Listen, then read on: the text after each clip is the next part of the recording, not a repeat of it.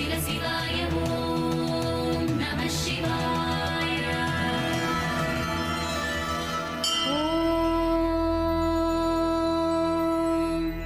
நிலையாய் இருப்பவரே நம சிவாய. பிரபஞ்சத்தை தூணாய் தாங்குபவரே நம சிவாய.